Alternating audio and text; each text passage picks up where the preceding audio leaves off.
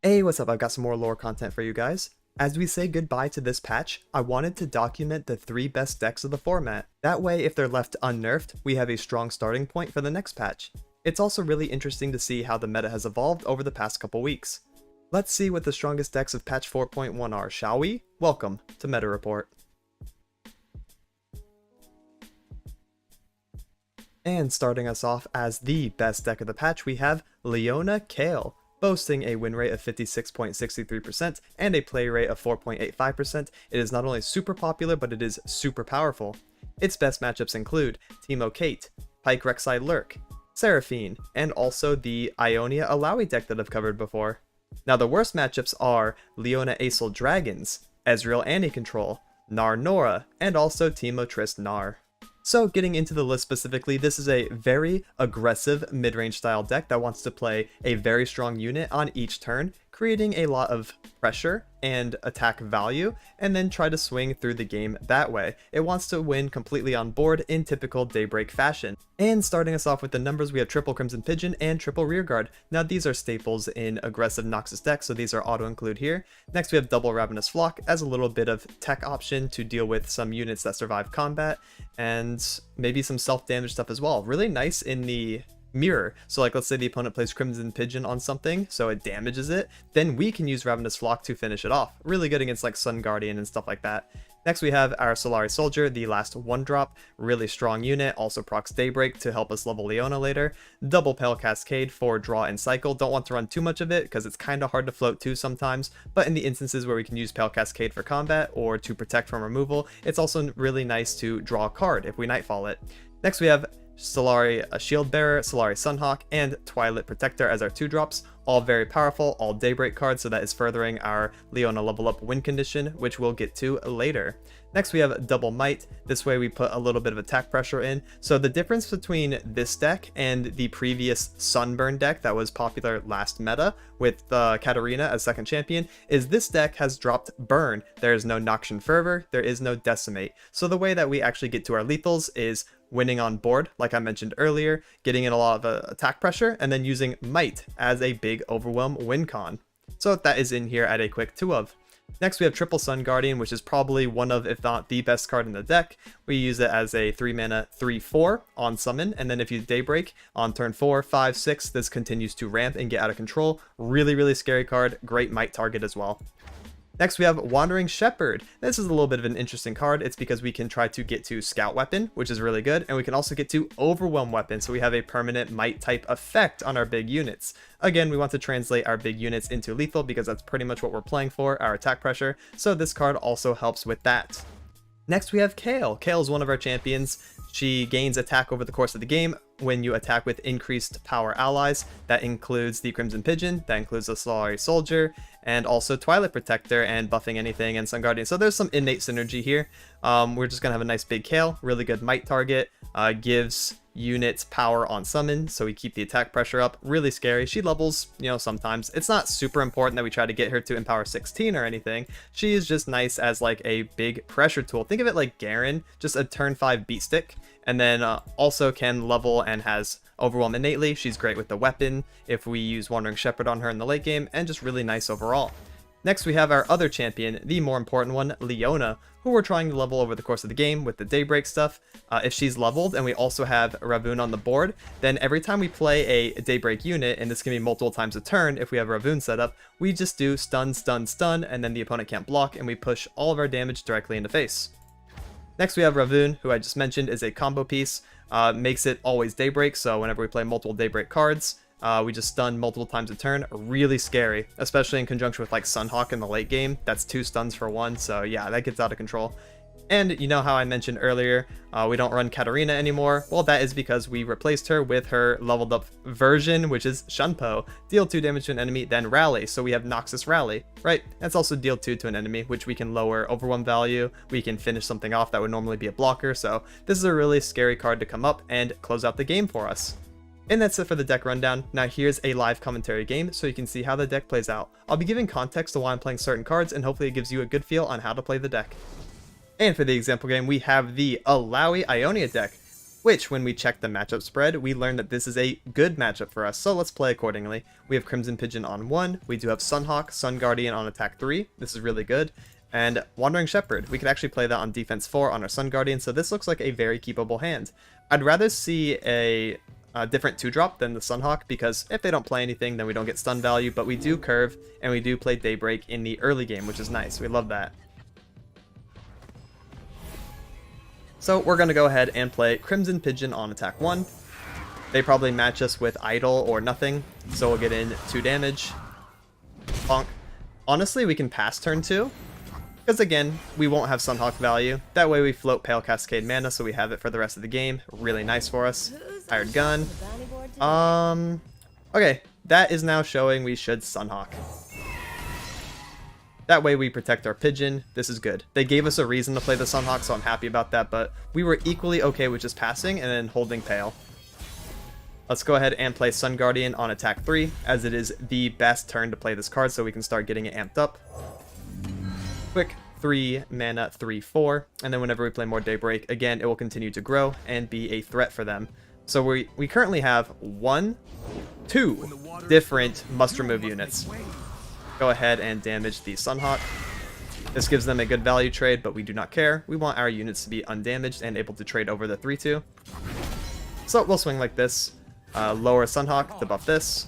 Sure, no problem. Trade into that. Trade there. Bonk. We definitely don't want our Sun Guardian to die, so we do not hit that with Suck Pigeon. Alright. So, this turn we shall do Wandering Shepherd instead of weapon up on the Sun Guardian. Sounds good to me. And we can also play our Legion Rearguard to curve out. That way we're not floating any mana. Answer Prayer. Okay. No big deal. Let's do the weapon first.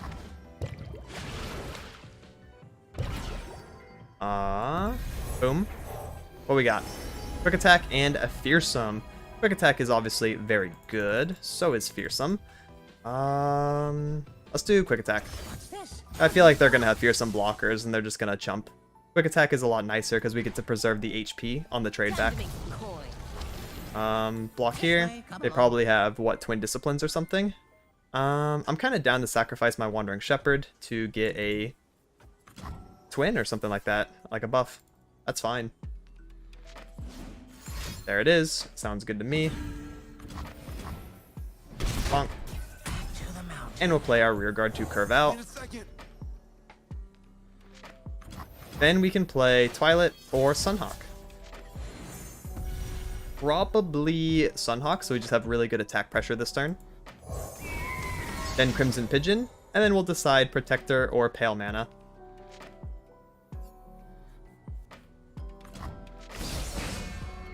That's 1 less blocker.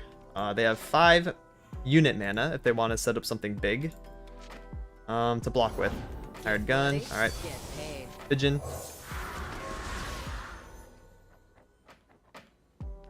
Do we want the unit? Do we want the spell mana? Unit or spell mana? Up. Up. Up. Twisted Fate's a little annoying because they could TF red next turn. Wipe the rear guard. I kind of want to do this. Again, put this down to 2/2. We can trade it up into the 2/3 if we want with our Pale. And that feels pretty nice. We want to make sure our units stay at like 2 HP, not 1.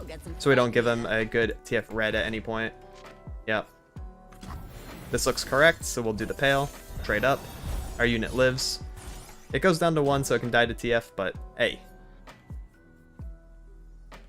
Only 1 unit will. So we are okay.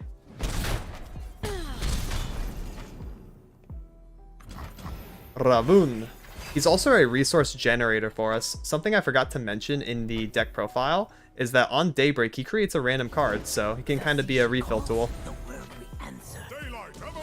On top of being a nice 5/6 body, right? Continue to bump the Sun Guardian. And we should just beat this down. 3/3/3/3. Let's do a 7/6 here, 5/6 here. Doesn't really matter which order. We'll just send them both. There's no way they're on enough cards in hand to trade up into both or even either, if I had to guess. And it'd also be worth for them. Twin, sure. Lives. Like, that's not the best use of Twin, to be honest. Yeah. So we kind of just win on board. We win on next attack. Call it a day. Moving on to the second deck I have for you, it's actually a product of a new card being released recently, Soul Cleave. So the deck, of course, is Fearsomes. With a win rate of 53.57% and a play rate of 1.92%, it's not nearly as popular as Leona Kayle, but it is still up there in terms of win rate. Its best matchups include Viego Nora, Heimer Nora, Veigar Nora, and Twisted Fate Alawi, so it seems like it eats these Nora decks alive, especially when they are paired with Shadow Isles. Now the worst matchups seem to be Leona Asol midrange, Garen Jarvan Elites, Garen Kayle, and also Orange Jax, so not super good into these midrange decks. Getting into the list, we have Triple Boisterous, Double Mark of the Isles, Double Precious Pet for Fearsome and to go out of region. So the reason we don't run 3 Precious Pet and we don't run a lot of Noxus in general is because of our Wraithcaller card, Allegiance. We want to run primarily Shadow Isles if we can, that way this card never whiffs and loses us the game. So we want to be careful and stay pretty low on the Noxus cards in here. So we have a couple Precious Pet for synergy, but not too many. Next we have Triple Stygian because it's very aggressive, very good. Arachnid Horror, Fearsome Spider, Fearsome, Fearsome, Fearsome. We want Fearsome, we want Hallow, okay? So we want to ramp attack over the course of the game. We want to build a bunch of Fearsomes, that way we level Nocturne, and attack relentlessly, lowering the opponent's HP when they can't block our units. Next we have Frenzied Skitter, which is a great Soul Cleave target. When we have a bunch of spiders on board and the opponent has a few Fearsome blockers, we can lower that by hitting the Frenzied Skitter. So I think I should talk about Soul Cleave now. Kill an ally to summon 2 ephemeral copies of it, so any on-summon effects are also applied to the copies. Therefore, we want to hit Wraithcaller, which will summon double Wraiths for us, on top of being double 4/3s. We want to hit Frenzied Skitter, which will do the on-summon effect multiple times and stuff like that. For all intents and purposes, this is basically a baby Harrowing in terms of pressure. Very scary card. Next we have our champion Kalista. Kalista can see some units die, and then she levels, so this is a Soul Cleave combo as well. Not Soul Cleave Kalista herself, no. We play a unit and then Soul Cleave it, then Kalista will automatically level, giving us attack pressure over the course of the rest of the game. Next we have Nocturne, our other champion. You've attacked with 5+ Nightfall or Fearsome allies, so we play a bunch of Fearsomes. We also have a couple Nightfall in here too, but basically we level him through Fearsome and then we swing. He gives everything else Fearsome, and then if you summon things while he's leveled, it lowers their attack. Basically a Frenzied Skitter type effect. You can grant something vulnerable. Lots of effects, lots of power, and lots of synergy in this Nocturne. Next we have Risen Mist because we're playing a bunch of Wraiths. Wraithcaller, which I already mentioned earlier as a Soul Cleave target, and Big Harrowing. We have Baby Harrowing, we also have the Real Harrowing, right? So that way we can summon a bunch of things back and attack for game. So something else to keep in mind is you can run a card called Legionary Charge instead of the 2 Precious Pet. You can drop double Precious, run 2 Legionary Charge. The reason for this is because Nocturne is actually our only 5+ power ally in the deck, so we can force draw him, use this as a tutor. Fun fact, you can also use this on the same turn as Nocturne, the same action even, because this is burst speed. So if you float enough mana, you can just do Legionary Charge, Nocturne, get his Nightfall effect to get the vulnerable, and start winning through that. So if you're not super consistent at drawing Nocturne in your opening hand, I do highly recommend dropping Precious Pet for Legionary Charge and trying it out. And that's it for the deck rundown for this one. Now here's a live commentary game so you can see how it plays out. Alright, for the example game, we do have Shyvana, Kayle, Aurelion Sol, so probably some sort of mid-range dragon deck. We did see that mid-range is really good into us, so we are playing into a bad matchup for this one. We're going to keep Nocturne and our triple 1-drop opening. Something to keep in mind is if you're attacking on evens, we can play all of our 1-drops here by turn 2, so this is kind of just a nice pressure hand. And we can keep Nocturne as our champion later, right? So we're going to lead Boisterous Bastard first. That's my nickname for him. I hate this guy, so he's Boisterous Bastard. We're gonna play that. Then we will play Double Precious Pet. The reason we play Boisterous first is because he's actually pretty low value. We can block with him if they play a 1-drop and attack. But our Precious Pets are a little bit more important for us, so we're gonna play both of them on our attack turn. Then we play Mistwraith on defense 3. And I guess Wraithcaller on attack 4, and this hand kind of just plays itself. Second Precious. And just like that, we have triple 1-drops down on attack 2. Pretty scary pressure, especially if they don't have an answer. Nice. 6 damage. And they're not happy about it. But I am. So yeah, we're just going to get our Wraiths ramped up and then use them to win the game. Stygian, pretty mid. Play a Wraith. We'll hold on to him for an attack turn later. We'll take 2 to face. No problem.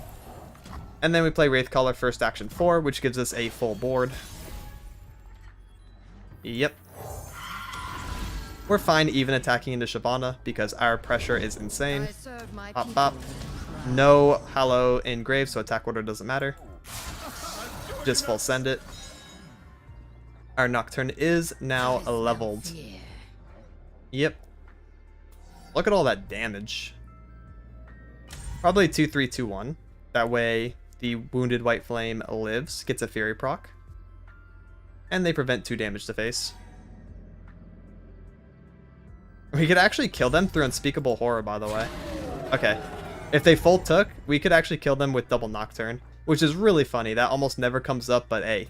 I saw it for a second, was like, hey, you know, that could happen. But it looks like we're going to put them down to 3 HP. Oh, you should block Wraithcaller now. Yep, there you go. 5 HP.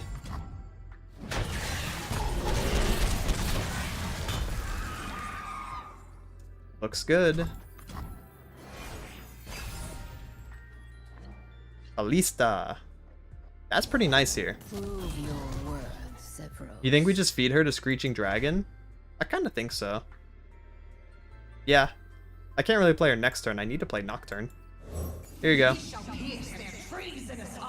I mean, might as well, right? Yep. These two can't even attack. So it's just feed my Callista. Yummy, I hope that Callista was delicious. And now we're going to play Nocturne. We probably don't even have to Nightfall him. We could just play Nock and then play Stygian after. Let me see. Grant an ally, give enemies. Okay, we do want to Nightfall. So let's go ahead and do this on, I guess you. That's fine. And then play Nocturne. We will vulnerable the Shyvana. The reason we're doing this is because we want the Frenzied Skitter type effect not once, but twice. That way we can lower these below Fearsome blocking range. And the way to do that is we have to play Nocturne leveled and then play Stygian, but we had to, you know, play Nightfall Nocturne to do the first part, so yeah. A little bit of an interesting order. Pre-committing mark. That is good for us because we're going to do this. There we go. Now this can't block and this can't block, currently. We still have no Hallow in Grave, so attack order doesn't matter too much. In case they're on buffs, I think what we should do is grab 4-3 into Shyvana. That way, if Shyvana levels, we can kill it, right? Even through Sharp Sight, we can kill Shyvana, in case we have to go next turn. And then I guess swing with everything else, just to make sure she's dead. We also want to grab her first so that she doesn't level during the combat. It has to be like off of Sharp and then we'll just Unspeakable, right? So this looks good to me. I'm playing it half safe. This is half all in, half safe. Kind of the best of both worlds for us. Because now they're like, well, if we Sharp Sight, yeah, we can buff something into Fearsome blocking, or we can have Shyvana live, right? And they could commit Sharp Sight and then they lose the game, so kind of just pressuring the rest of their mana here with this attack. Yeah, or Pale Cascade. Pale also, you know, pretty similar. Yep, that's their one current Fearsome blocker. What else?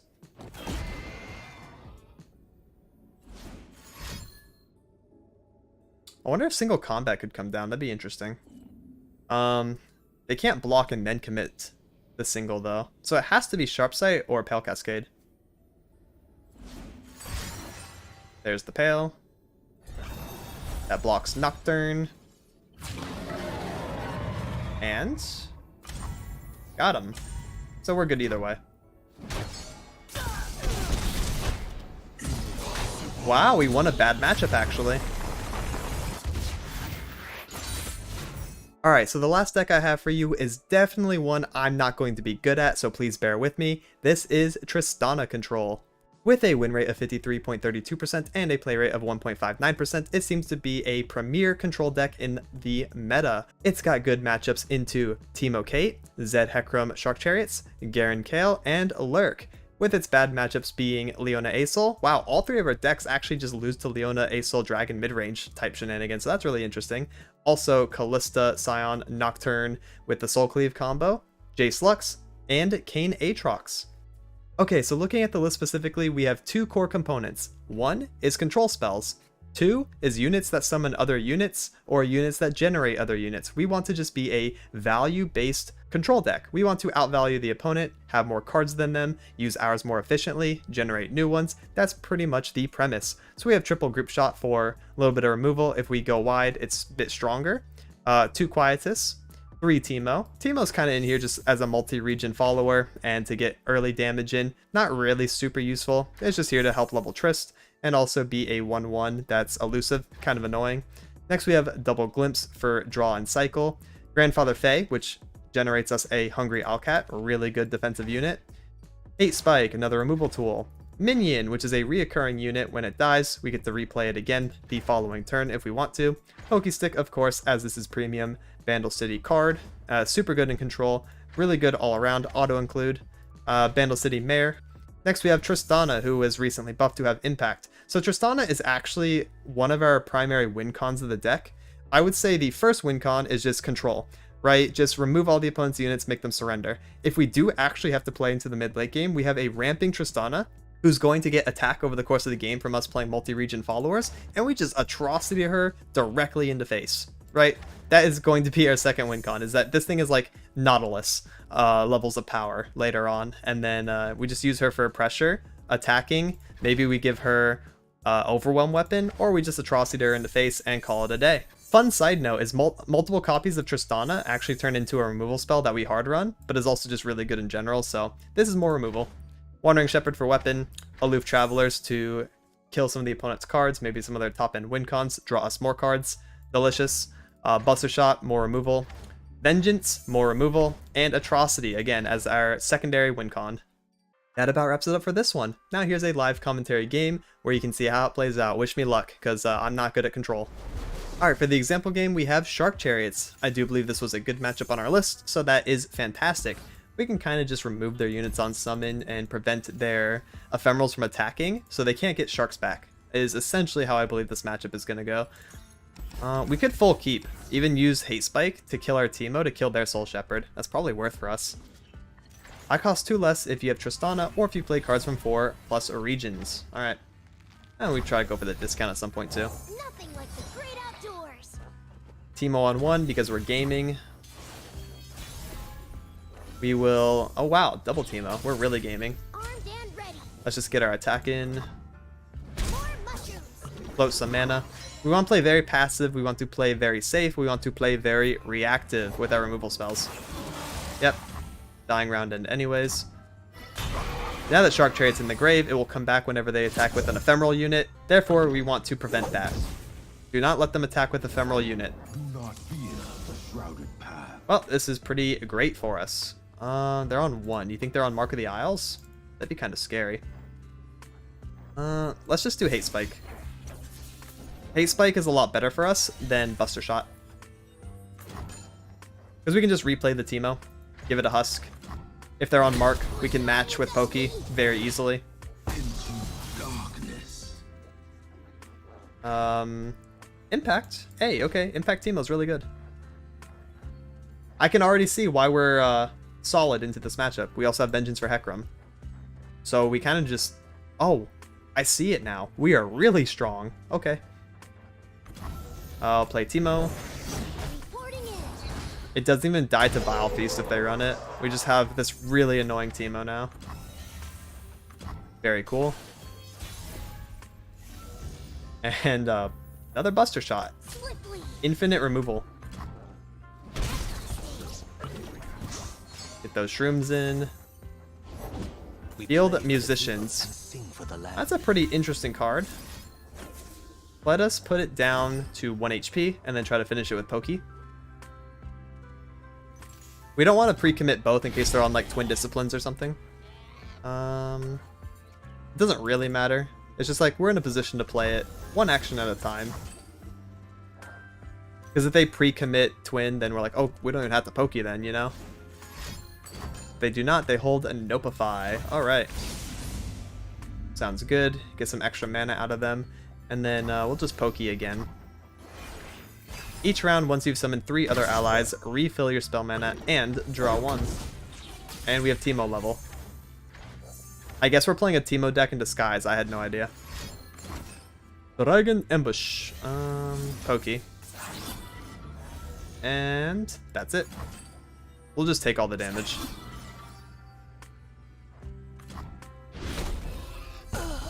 Yep. Yeah, we're taking 7, and they're healing 4. Not a ton I can do about it. Burst speed, Teemo, level. This is a very abnormal game, I bet. I don't think you're supposed to level Teemo in Trist control, but here we are. Let's double those puff caps, making any draw cards much worse for them.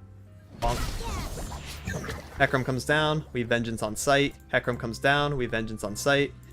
So we're good for the next 2 actions. Pokey on sight.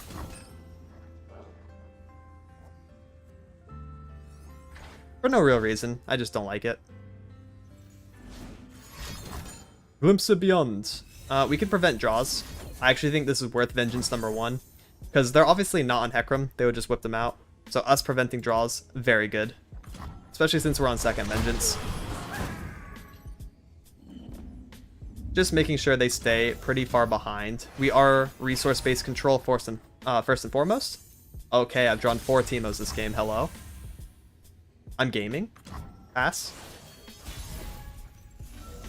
More puff caps. Go in. Double again. We're going to 60 puff caps. This is not how you play Teemo Trist.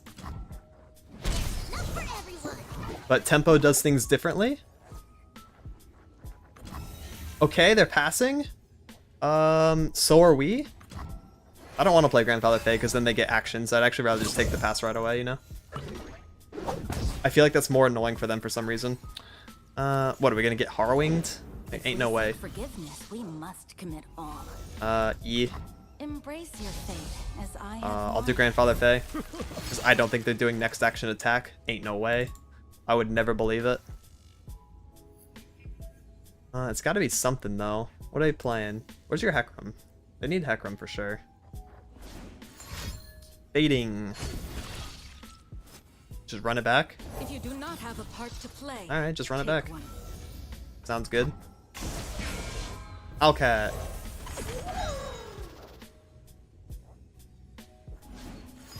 Fading? Okay.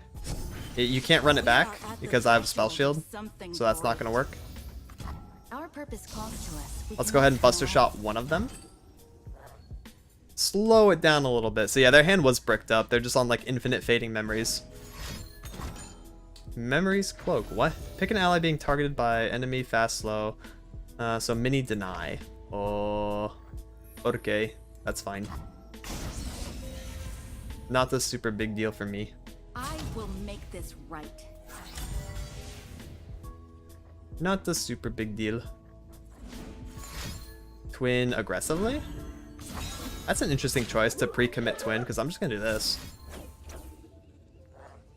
Right? Just totally prevent damage. Get a husk. Why not? We don't have to use Hate Spike, we could just block the 6, but I think preventing most is ideal for us here. And then we pass. Come on, take some puff caps. You got 60 of those things in there. Trist. Alright. I'm down to play Trist. Yeah, let's go. She's elusive. GG. Bye-bye, bad guys! Elusive Husk has to be like the most unbalanced thing in this deck. Attention! Because now we just threaten lethal. Even through like defensive borrowing if they wanted to, like the last ditch effort, it's just not enough. Let's go! That was such a fun way to play the deck. Let's go!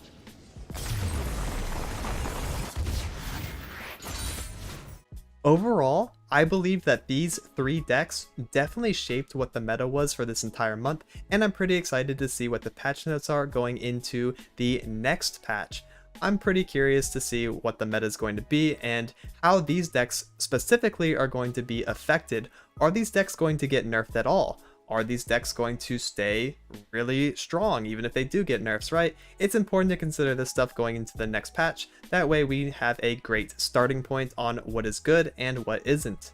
Stay tuned for more updates. This has been Meta Report. Thank you so much for watching and have a good one. Laters!